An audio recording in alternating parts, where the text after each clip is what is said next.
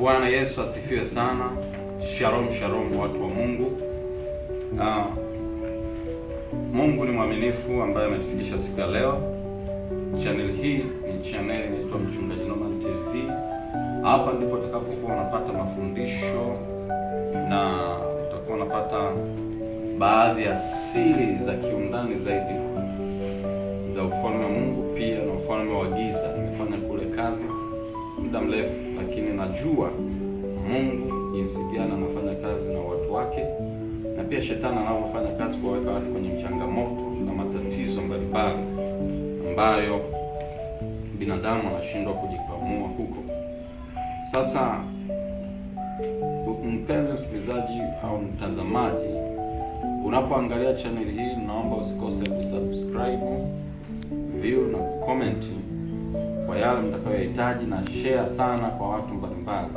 Share sana, mwambie yule aliyekuwa mkuu wa giza Pastor Norman, basi pamoja na shuhuda mlizoziona sehemu mbalimbali, pia anaendeleza vipindi, yuko kwenye channel hii. Share na watu mbalimbali nao wapate kujua kwamba tutakuwa hapa rasmi, japokuwa tutaendelea katika media zingine, lakini hapa ndipo utakuwa unapata vipindi mbalimbali. Utakuwa unapata pia semina nitakazokuwa nazifanya sehemu mbalimbali. Wakati mwingine pia utakuwa najibu maswali mbalimbali na kuwafunulia mambo ya sirini ambayo aina za uchawi, unaujuaje uchawi, aina zote za uchawi utazifichua hapa, na wengi mtakapokuwa mnasikia mtafunguliwa na Yesu mtenda miujiza atawaponya. Sasa kuna kitabu leo nitazungumza kuhusu ndoto. Naanza na ndoto kwa namna fulani, tusaidiane kwenye eneo la ndoto, lakini nitakuja hapa tena nitazungumzia masuala ya vifungo vya kichawi, jinsi wanavyofunga, labi za kichawi, moto wa kichawi, mafundo ya kichawi yanavyotengeneza watu mpaka nafika hatima watu kuingia kwenye matatizo. Basi utayaona hapo na nitafunulia siri nyingi. Katika eneo la ndoto ambalo leo nataka nizungumzie kwa namna fulani, na kitabu cha Ayubu 33 ule mstari wa 14, Biblia inasema, kwa kuwa Mungu hunena mara moja, na hata mara ya pili, ajapokuwa mtu hajali, katika ndoto na katika maono ya usiku, usingizi mzito wajiliapo watu katika usingizi kitandani, ndipo huyafunua masikio ya watu na kuyatia muhuri mafundisho yao. Ndoto hunena, anasema japokuwa Mungu hunena mara moja, na hata mara ya pili, ajapokuwa mtu hajali, katika ndoto na katika maono. Kuna hali ya mtu ndoto hazitakiwi kupuuzwa kwa namna yoyote ile. Ndoto yoyote ile haitakiwi kupuuzwa, maana ndoto ndio mfumo wa maisha ya binadamu. Yaani kila siku wewe ndoto zinaweza kusema unatakiwa ufanye nini, wapi kunakokufelisha, wapi utakapokufanikisha, ni tatizo lako ni nini, baraka zako ni lini utazipata kwenye ndoto. Ndoto ndipo Mungu anasema sana na binadamu, kwa sababu wengi hawana uzoefu wa kusikia moja kwa moja sauti ya Mungu. Sana sana wao wanafuata hisia zao, wanafuata akili zao zinazowatuma, huku wakizani ni Mungu, lakini kumbe ni hisia zao tu. Lakini uzoefu wa kusikia sauti sio wa kawaida. Kusikia sauti na unatakiwa kae viwango vya juu, na hiyo sauti ya Mungu unaijuaje? Sasa ndoto, mara nyingi Mungu ameona ni vizuri kuzungumza na wewe kupitia ndoto, kwa sababu huko ndiko njia ya karibu sana Mungu kusema na wewe. Lakini pia ndoto, shetani anaweza akasema na mtu kupitia ndoto na akampandikizia matatizo kupitia ndoto. Katika yote, ndoto ina mfumo mpana sana. Sasa kuna aina kubwa kama 3 za ndoto, ambao ndoto za kwanza, aina ya kwanza ndoto ni ndoto za nuru, za ufalme wa Mungu. Hizo ni ndoto ambazo huwa ni ndoto ambazo huwa huwezi kusema ukazipuuza. Maana yake ukiota lazima kitokee, na ukifuata kanuni lazima itoke. Kuna zingine ukiota lazima ushukuru Mungu. Kuna zingine ukiota lazima Mungu amekujulisha kwamba mahala pa toba, anakujulisha kwamba hapa ni mahala pa kushukuru, au jambo lako nimekujibu, majibu yako utayapata ndani ya muda fulani. Basi hizi ndoto huwa zinatokea kama ni njema. Lakini aina ya pili ya ndoto huwa ni ndoto za shetani. Hizi ndoto za kipepo pia, hizi ni za kiroho, huwa lazima zitokee. Kama ni mabaya magumu huwa yanatokea, na wakati mwingine adui anaweza kutengeneza kama namna ya kumfanikisha mtu katika ndoto, lakini huyu adui ana lengo la kumpoteza huyu mtu kupitia ndoto zake. Sasa ndoto huwa zina siri kubwa sana. Kipengele cha ndoto kuna siri kubwa sana. Watu wengi wamepandikiziwa magonjwa, wamepandikiziwa roho za kukataliwa, wamepandikiziwa roho za chuki, fitina, wamefungwa mafundo ya nyota zao kupitia ndoto, wamepigwa mafundo ya hatua zao kwenda mbele kwa sababu kwa ulimwengu wa roho kupitia ndoto. Na wakati nipo katika ufalme wa giza, ndoto zinatumika sana kuyarudisha nyuma maisha ya Wakristo, maisha ya watu mbalimbali. Wengi unakuta mwingine anaota hivi, baada ya kuota ile ndoto hakuchukulia hatua, lakini ndio inakuja kumgharimu mbele, kwa sababu ni ndoto ya shetani. Lakini ndoto, aina ya tatu ya ndoto ni ndoto za kimwili, ndoto zinazotumia milango ya ufahamu, ambazo zinakuja baada ya milango ya ufahamu. Yaani mwili umehisi, pua umenusa, masikio umesikia kitu unakiota, macho umeona kitu unakiota, mdomo Kwa hiyo hivyo huwa unaweza kusikia kitu baadaye ukaja kukiota. Hizo ni ndoto ambazo huwa hazikamiliki, hazitimii. Tuseme ni ndoto ambazo huwa hazitimii. Mfano, umesikia watu wanagombana, au umesikia kumetokea na ajali sehemu fulani, alafu unalala unaota ajali, au umesikia kwamba fulani na fulani wameachana, au unasikia kwamba fulani amefariki. Unaposikia pale unaota, baadaye unaota ndugu yako fulani amefariki. Sasa hizo ni ndoto ambazo zinakuja kwa sababu umesikia, huwa mara nyingi sio za kweli. Au macho yameona fedha na wewe una fedha, unatamani ile fedha. Macho yakaona fedha, alafu kwenye ndoto unakuja kuota unaokota fedha nyingi sana, au una fedha, una kitita cha fedha kingi kama kile ulichokupata. Sasa hii huwa mara nyingi hizo ndoto hazitimii kamwe na hazina matokeo yoyote. Umenusa, umeona, umesikia, umehisi. Hizo ni ndoto za kimwili ambazo huwa zinategemea milango ya ufahamu, milango yako ya mwili ya ufahamu. Bwana Yesu asifiwe. Sasa leo nitazungumzia vipengele vichache kuhusu ndoto. Nitaenda kuzungumzia aina ya ndoto hizi ambazo zinaitwa ndoto za namba. Ukiota namba kwenye ndoto, kuna watu huwa wanaona namba kwenye ndoto kuanzia namba 0 mpaka kuendelea. Namba kwenye ndoto zina maana kubwa. Leo nitazungumzia tafsiri zake, tafsiri za kila aina ya namba, lakini nitaanza kuanzia 0, namba 0. Kwa hiyo ndoto, ukiona kwenye ndoto ukaona 0, namba 0, ile 0 kwenye ndoto, aidha ukaona ndoto ndefu, ukaona vitu vingi, lakini ndani ya ile ndoto ukaona 0 ipo mle, hiyo ndoto ina maana hii: kuwa na moyo wa subira na umakini katika jambo lako unaloanzisha, maana litaanza kwa ugumu na hasara. Kwa hiyo unashauriwa jipime kama unastahimili, maana litakukandamiza au litakudidimiza hilo jambo lako.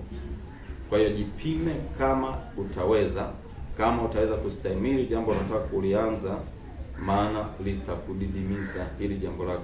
Yaani litaanza kwa ugumu na hasara, lakini mara ukikazana sana, manake ukubaliane kwamba mwanzo hilo swala litakudidimiza, litakupa hasara na ugumu, kwa maana unaanza sifuri. Yaani wazo lako, mpango wako uliopanga, bado huo unahitaji subira. Yawezekana ulikuwa si wakati wake. Kwa hiyo unahitaji subira sana ili kushinda hivi vipingamizi. Sasa hizi ndoto huwa mara nyingi zinakuja, Mungu anakushauri kwamba na sawa, umepanga jambo lako kulianza, lakini wakati wake si sasa, na kama utalianzisha sasa, basi uwe tayari kuvumilia. Na wakati mwingine kwamba shetani anaonyesha kwamba mpango wako anaenda kuudidimiza, kuufanya uanze kwa hasara na ugumu. Kwa hiyo kinachotakiwa hapo, ukatae hasara na ugumu wa kukudidimiza wewe, ili usione mafanikio ya hayo iko unachoenda kukifanya. Ndoto ya aina namba nyingine tunaenda kuendelea nayo ni namba 1. Nimeanza na 0, 1. Namba 1, ukiona ndoto kwenye ndoto yako ukaona namba 1, yaani umeota lakini kwenye ndoto ile unakumbuka kuna namba 1 uliiona. 1 inamaanisha jitolee zaidi katika ufalme wa Mungu, fuata kanuni na sheria za Mungu, kuwa mwaminifu, upo katika njia sahihi, fuata imani sahihi, pia upya na ukamilifu, utafanikiwa. Hii ndoto inamaanisha jitolee zaidi katika ufalme wa Mungu, fuata kanuni na sheria za Mungu kwa uaminifu.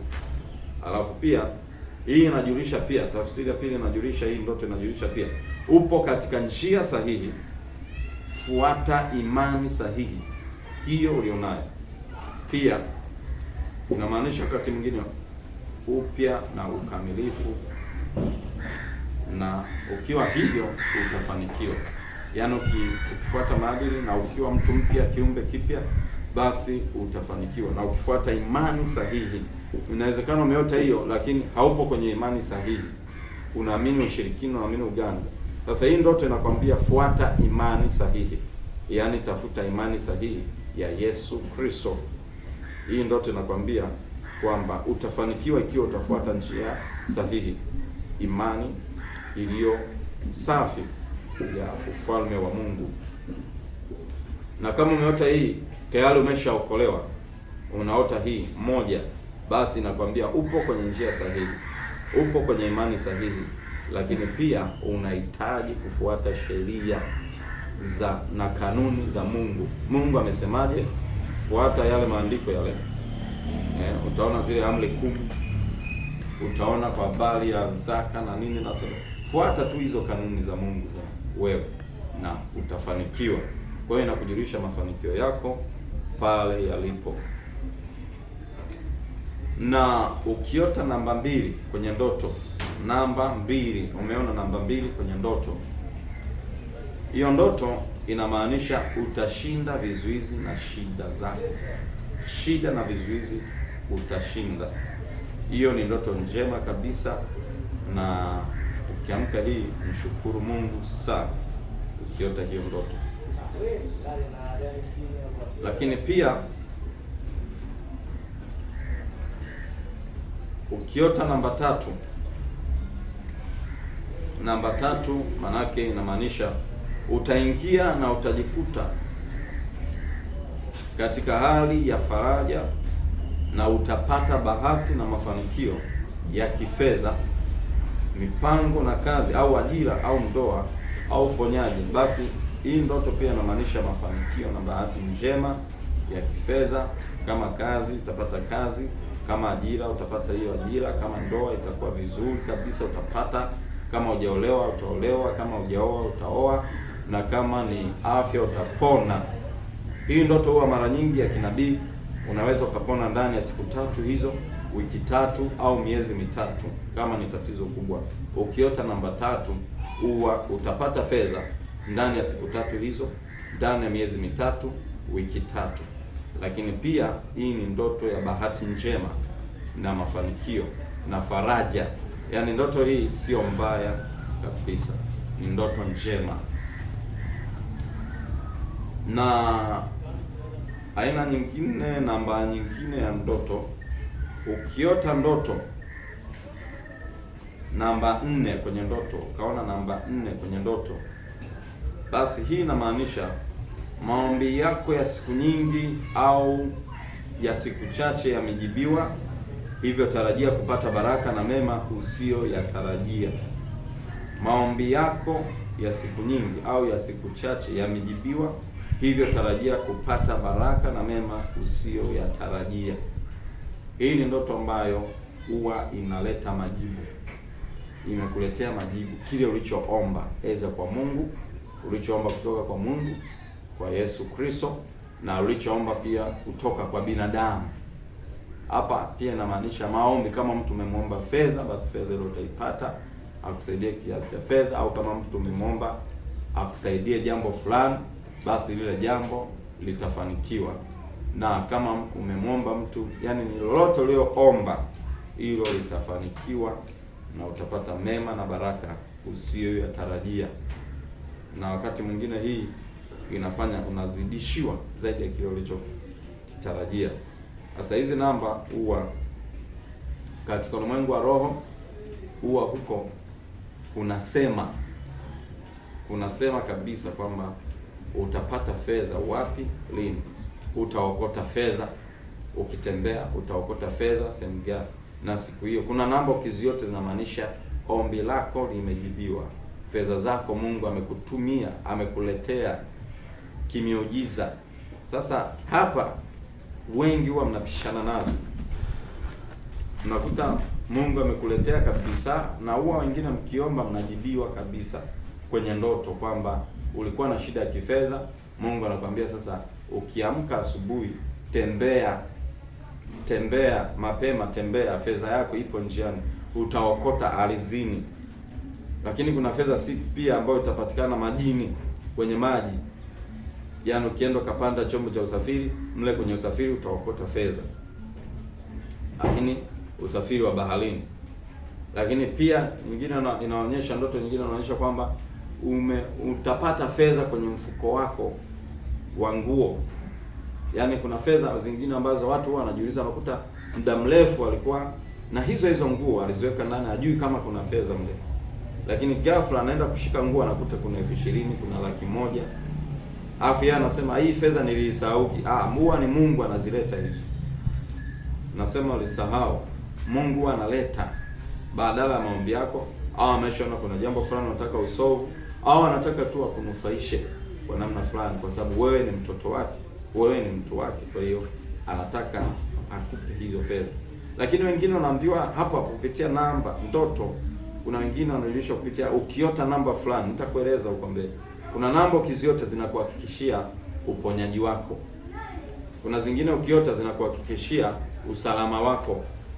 Zingine ukiota zinakuhakikishia kwamba kamwe hutakuwa maskini, kamwe hutakuwa mtu wa kulia tena, Mungu amefuta machozi yako.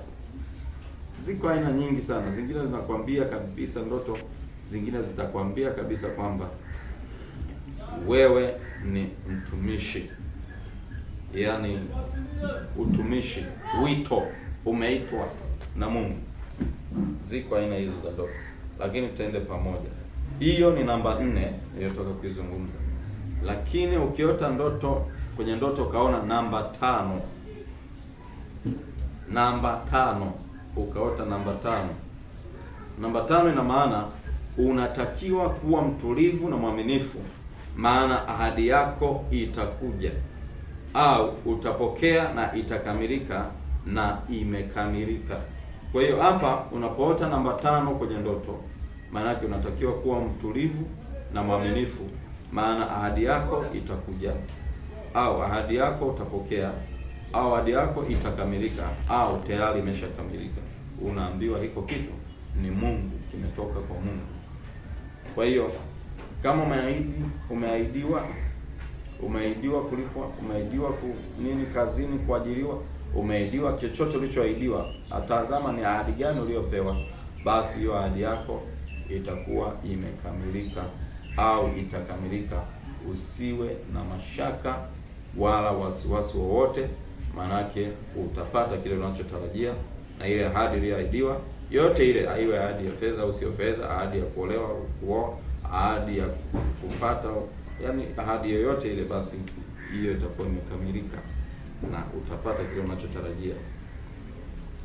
Lakini pia aina ya sita, namba sita, ukiota namba sita kwenye ndoto huwa inazungumza hivi: malengo yako yatafanikiwa, shabaha uliolenga kupitia kazi yako au biashara au elimu, malengo yako kwa ujumla yatakamilika. Hiyo ni ndoto nzuri. Namba sita ukiota, maana yake malengo yako yatafanikiwa, shabaha zako ulizolenga, kwamba kupitia kazi hii ninataka nijenge, kupitia kazi hii ninataka nifungue biashara, kupitia fedha hii ninataka nifungue biashara, kupitia fedha hii ninataka nikajenge, au ninataka ninunue kitu fulani, basi hiyo ni shabaha sahihi, na malengo yako hayo yatafanikiwa, na jambo hilo lina baraka ndani yake na lina ushindi mkubwa ndani yake. Kama elimu pia umelenga shabaha yako, elimu yako, uje kuwa daktari au uje kuwa mwalimu au uje kuwa sijui nani, mbunge, waziri, yaani yale malengo yako kupitia kile unachokifanya, kile unacholenga kufanya ili ufikie mtu fulani, malengo yako basi yatafanikiwa. Ukiota namba 5 ndoto hii, unapaswa mshukuru Mungu, maana yake mipango yako sasa inaenda kufanikiwa au imeshafanikiwa mpaka hapo unapoota ndoto. Kumbuka ndoto inaweza kutokea ndani ya masaa 3, masaa 19, mwaka mmoja na kuendelea, au kuanzia pale unapoota ndoto, baada ya sekunde kadhaa hilo jambo linaweza kutokea. Kwa hiyo cha kufanya wewe, hii ndoto unapoiota, mshukuru Mungu. Lakini namba 7, utapata faida za kifedha, utastareheshwa baada ya shida na tabu ulizopitia. Ukiota ndoto namba 7, unaona kwenye ndoto namba 7 kama 7, basi ina maana utapata faida za fedha, utastareheshwa baada ya shida na tabu ulizopitia. Tabu utazisahau, utashinda hizo shida na tabu, na utastarehesha, utapata faida. Kama biashara, basi utapata faida. Kama ni kazini, basi utapandishwa cheo au utapata faida ya marupurupu kulingana na kazi yako hiyo. Lakini pia kama ni huduma, kama ni kazi, chochote unachokifanya, basi chema kitakuletea faida, na chochote unachokifanya kitakuletea furaha, utastareheshwa kupitia hiyo namba 7 ambayo umeiota kwenye ndoto. Ukiota ndoto namba 8 kwenye ndoto, ukalala ukaota namba 8, umeiona namba 8. Namba 8 inamaanisha kwamba washindani wako wana nguvu, na washindani wako ni watu wanaojulikana, lakini pia hawa watu ni wa kiroho, aidha ni ulimwengu wa shetani. Kwa hiyo inakupasa utafute nguvu na wewe, na utaua utakatifu, utawashinda wapinzani wako hawa. Washindani wako ni wana nguvu, pia ni watu wanaojulikana, watu wa kawaida, binadamu wa kawaida, na binadamu au majini au maroho au wachawi, viumbe wa kiroho. Hao ndio washindani wako, wanaoshindana na jambo lako wewe na maisha yako wewe. Kwa hiyo unaonyeshwa, inakupasa utafute nguvu na wewe, na utawashinda hao wapinzani wako. Sasa nguvu hiyo ni wapi? Ndani ya Yesu. Huko ndiko msaada wa pekee wa kuweza kufanikiwa sana na wewe kushinda changamoto zako, ndani ya Yesu. Kwa hiyo wapinzani wamekuzidi, ni watu wenye nguvu, lakini watu unaojua, na wewe unaambiwa umepungua nguvu, ongeza nguvu. Tafuta nguvu zaidi ya kuwashinda wapinzani wako hao ambao wanakusumbua. Lakini namba 9, ukiota namba 9 kwenye ndoto ukaona 9, 9 ni onyo, namba ya onyo, na hii inasema umegeuka na kuwafuata au kufuata maadili yasiyopasa au yasiyompendeza Mungu na binadamu au yasiyopendeza wazazi na jamii na ndugu na kadhalika, hivyo umepotoka. Sasa acha mara moja tabia hizo. Namba 9 ukiota kwenye ndoto ni namba ya kuonya, inakuonya kwamba umepotoka katika njia zako, maadili yako umepotoka, na maadili yako ni maadili yasiyopasa na siyompendeza Mungu na binadamu wala jamii wala wazazi. Kwa hiyo umepotoka, acha mara moja tabia hizo. Kama kuna tabia fulani na mtindo fulani, basi hizi tabia ziache, manake zinaweza zikakugharimu hizo tabia, au uko kosa kwako maadili, basi inaweza kugharimu. Sasa hii ndoto inaweza kukujia kabla hujaingia katika kupotoka. Kwa hiyo kaambiwa na Mungu, mbeleni kuna upotovu, jiepushe na maadili mabaya ambayo yanaweza kukutaka ya kuvamia. Lakini pia zinakuja muda huo kwamba uko tayari uko kwenye haya maadili mabaya, umeshapotoka, kwa hiyo unaambiwa uache.